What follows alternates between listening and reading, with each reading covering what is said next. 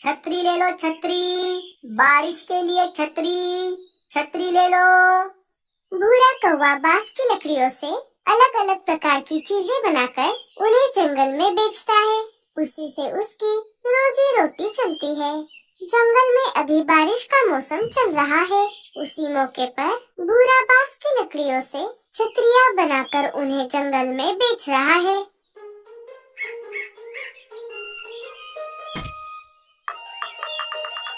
हे ऊपर वाले, मैं सुबह से छाते बेच रहा हूँ, लेकिन अब तक मेरी एक भी छतरी नहीं बिकी। अब मुझे बहुत भूख लगी है।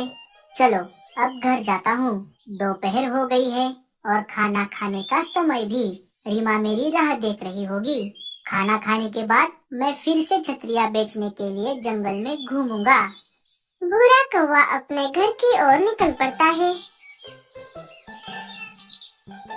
थोड़ी देर उड़ने के बाद वो अपने घर आ जाता है। रीमा, मैं आ गया। जरा मेरे लिए पानी लाना, मुझे बहुत प्यास लगी है। रीमा बूढ़े के लिए पानी लेकर आती है। आ गए आप। मैंने आपको जो चीज लाने को कहा था, क्या आप उसे लेकर आए हो? नहीं रीमा, मैं सुबह से जंगल में छाते बेच रहा हूँ। लेकिन अब तक एक भी छाता नहीं बिका। यही बोलने वाले थे ना आप, इसलिए आप वो चीज नहीं लेकर आए। मुझे पहले से ही पता था कि ऐसा ही होगा। अरे रीमा, तुम नाराज मत हो। तुम देखना, आज नहीं तो कल मेरे छाते जरूर बिकेंगे और उसके बाद तुम जो मांगोगी मैं तुम्हें वो ला कर दूंगा। हाँ हाँ, रहने दो। मुझे झूठे सपने मत दिखाओ। मैं तो कहती हूँ आप ये छाते बेचना बंद करो और कोई दूसरा काम करो, जैसे कि कुछ मिठाई विठाई, पकोड़े शकोड़े, आलू समोसे, वड़ा पाव, ऐसी खाने की चीजें बेचो। उससे हम माला माल हो जाएंगे। मेरा भाई कालिया भी ऐसे ही चटपटी खाने की चीजें बेचकर माला माल हो गया है।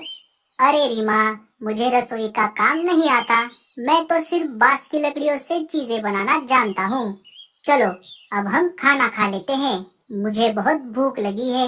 खाना खाने के बाद तुम भी छाते बेचने के लिए मेरे साथ आना। नहीं नहीं, मैं तो नहीं आऊंगी। मेरे मायके में मैं रानी बनकर रहती थी। मेरे मम्मी पापा ने बचपन से मुझे बहुत लाड़ प्यार में पाला है। मुझे किसी भी चीज की कोई कमी नहीं थी। लेकिन यहाँ आकर मेरी हालत एक नौकरानी की तरह हो गई है। एक तो घर पर इतना काम रहता है और ऊपर से आप मुझे साथ में चलकर छाते बेचने के लिए बोल रहे हो। हाँ रीमा, मुझे सब पता है। तुम तुम्हारे मायके में बहुत खुश थी, लेकिन यहाँ आकर तुम्हारे सपने सपने रह गए। लेकिन मैं प्यार भी तो तुमसे उतना ही करता हूँ ना। हाँ हाँ, उसी वजह से तो मैंने आपसे शादी की है, वरना मेरी शादी तो बहुत बड़े घर में होने वाली थी।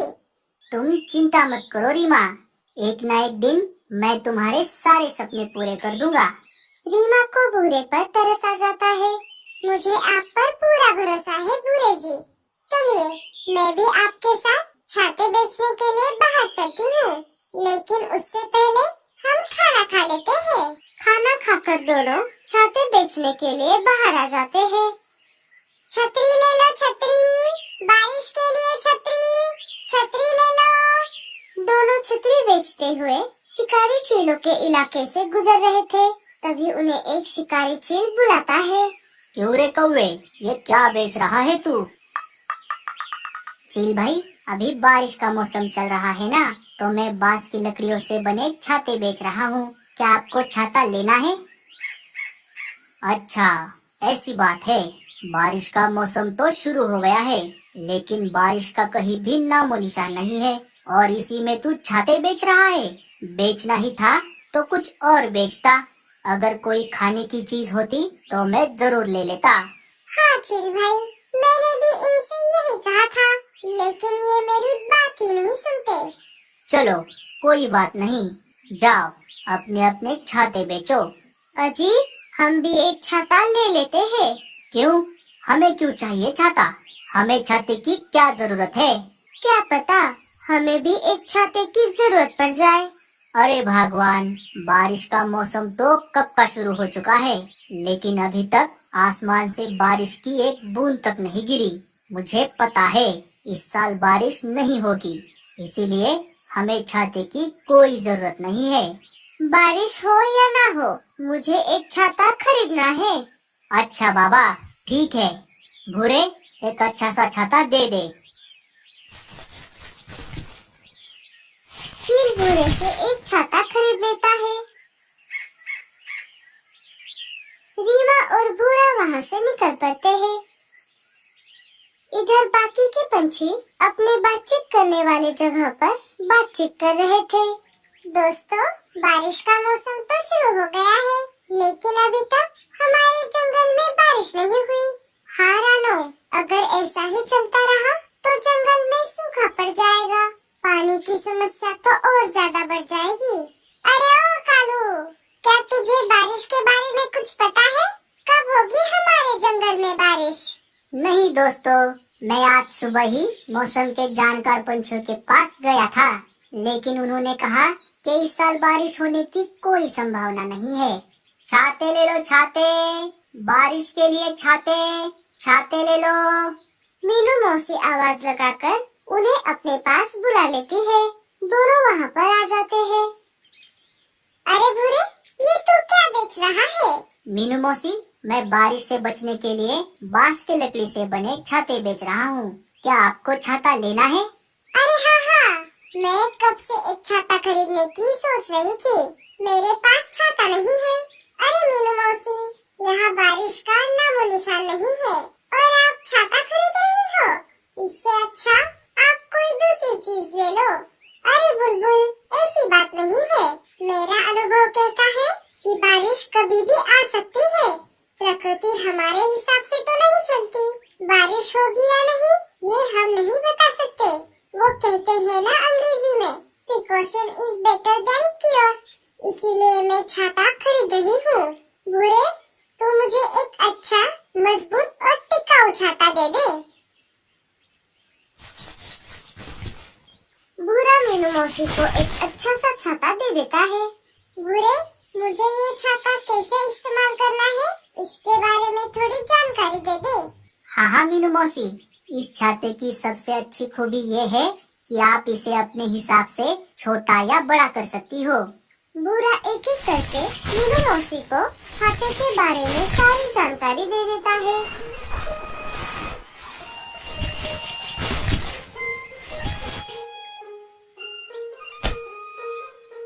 अरे वाह, ये तो बहुत अच्छी बात है। भूरे, तू बांस की लकड़ियों से चीजें बनाने में बहुत माहिर है। दोस्तों, आप में से किसी को छाता लेना है? हाँ रीमा, मुझे और रानो को छाता खरीदना है, लेकिन अभी हमारे पास पैसे नहीं है। हम जब घर जाएंगे तब पैसे लेकर तुम्हारे घर आकर छाते खरीद लेंगे। कोई बात नहीं लाडो, तुम दोनों अभी छाते ले लो और पैसे बाद में दे देना। भूरा रानो और लाडो को एक एक छाता दे देता है। भूरे, मुझे भी एक छाता दे दे। नहीं, हमें छाते की कोई जरूरत नहीं है। चलिए, हमें अभी घर जाना है। घर पर बहुत सारा काम पड़ा है। कालू और गोरी वहाँ से चले जाते हैं। उन दोनों के जाने के बाद वहाँ पर राजा जी के सिपाही आ जाते हैं। रीमा और भूरे, तुम दोनों को राजा जी ने महल बुलाया है, चलो हमारे साथ। रीमा और भूरा सिपाहियों के साथ अपने छाते लेकर निकल जाते हैं। थोड़ी ही देर में रात हो जाती है। सारे अपने अपने घोंसले में सो रहे थे। तभी आधी रात को तेज तूफान के साथ साथ आसमान में बादल गरजने लगते हैं। अरे बाप रे, लगता है बारिश होने वाली है। मुझे अकेले यहाँ पर डर लग रहा है। मैं एक काम करती हूँ, बच्चों को लेकर लाडो के पास चली जाती हूँ। रानो बच्चों को लेकर लाडो चिड़िया के पास आ जाती है। अरे रानो, तुम आधी रात को यहाँ कैसे आ गई? क्या कोई परेशानी है? नहीं लाडो, बच्चों के पापा काम के सिलसिले में जंगल से बाहर गए हैं और बाहर अचानक तेज तूफान और बादलों के गरजने की आवाज आ रही थी। मुझे अकेले डर लग रहा था, इसलिए मैं बच्चों को लेकर तुम्हारे पास आ गई। और पिंकी के पापा भी आज घर पर नहीं है। मुझे भी अकेले घर पर डर लग रहा था। थोड़ी ही देर में तेज बारिश शुरू हो जाती है। चलो, अच्छा हुआ बाबा, मैंने आज भूरे से छाता खरीद लिया। इस बारिश का कोई भरोसा नहीं है, ये कभी भी टपक जाती है। देखा गौरी, मैंने तुमसे कहा था हम एक छाता खरीद लेते हैं। अब देखो इतनी तेज बारिश हो रही है। अरे कुछ नहीं होता, ये इतनी सी बारिश हमारा कुछ नहीं बिगाड़ सकती। गौरी ऐसा बोल ही रही थी कि तभी तेज तूफान की वजह से उनके घोंसले की छत हवा में उड़ जाती है। अरे बाप रे, ये क्या हो गया? गौरी चलो यहाँ से, हमें किसी से मदद लेनी होगी। वो दोनों वहाँ से निकलकर मीनू मौसी के घर के बाहर आ जाते हैं। कालू घर का दरवाजा खटखटाता है। मीनू मौसी, दरवाजा खोलिए, मैं हूँ कालू। हम बारिश में भीग रहे हैं, हमारा घोंसला टूट गया है। अगर मैंने इन्हें अंदर ले लिया तो दूसरा घोंसला बनाने तक ये मेरे ही घर में रहेंगे। इससे अच्छा मैं सोने का नाटक करती हूँ। मीनू मौसी आंखें बंद करके जोर जोर से खर्राटों की आवाज निकालकर सोने का नाटक करती है। खर्राटों की आवाज घोंसले से बाहर आ रही थी। अरे इतनी जोर से खर्राटे कौन मारता है? लगता है मीनू मौसी सो गई है, हमें कहीं और जाकर मदद मांगनी होगी। दोनों वहाँ से निकलकर लाड़ों के घोंसले के बाहर आ जाते हैं। घर में पानी न आए इसीलिए लाड़ों ने घर का दरवाजा लगा लिया था। रात भी काफी हो गई थी। लगता है लाड़ो भी अब सो गई है, उसका घोंसला भी छोटा है। चलो हम भूरे के पास चलते हैं। दोनों भूरे के घर के बाहर आ जाते हैं। अरे ये भूरा कहाँ चला गया? तभी उनको देखकर बुलबुल उनके पास आ जाती है। अरे बुलबुल, ये भूरा और रीमा कहाँ चले गए? कालू भैया, राजा जी ने उनके सारे छाते खरीद लिए और उन्हें रहने के लिए महल में एक कमरा भी दे दिया। मेरा घर भी तूफान की वजह से उड़ गया, इसीलिए मैं बाहर बैठी हूँ। चलो चलो, हमें किसी सुरक्षित जगह जाना होगा। सारे वहाँ से निकल पड़ते हैं। थोड़ी देर खोज करने के बाद उन्हें एक जगह खाली पड़ा हुआ टूटा फूटा घोंसला दिख जाता है। वो सब उस घोंसले में आ जाते हैं। उस घोंसले की छत से जगह जगह से पानी अंदर आ रहा था। तभी कालू को मीनू मौसी छाता लेकर जाती हुई दिखाई देती है। कालू उन्हें आवाज लगाता है, मीनू मौसी इधर आइए। मीनू मौसी वहाँ पर आ जाती है। अरे तुम सब यहाँ पर कैसे? पूरी सारी बात मीनू मौसी को बताती है। अगर हम देवर जी से छाता खरीद लेते तो कितना अच्छा होता, हमें ऐसे बारिश में भीगना नहीं पड़ता। तभी मीनू मौसी के दिमाग की बत्ती जल जाती है। अरे हाँ, मुझे याद आ गया, भूरी ने कहा था ये छाता अपने हिसाब से छोटा या बड़ा हो सकता है। सारे मिलकर छाते को बड़ा कर देते हैं। उसे घोंसले के ऊपर छत की जगह लगा देते हैं। इससे बारिश के पानी से सारे बच जाते हैं। रात भर तेज बारिश चलती रही। भूरा और रीमा महल से निकलकर अपने दोस्तों से मिलने बाहर आ गए थे। तभी सारे पंछियों ने भूरे से अपने लिए एक एक छाता बनवा लिया। अरे वाह भूरे, ये तो छाते का घर बन गया।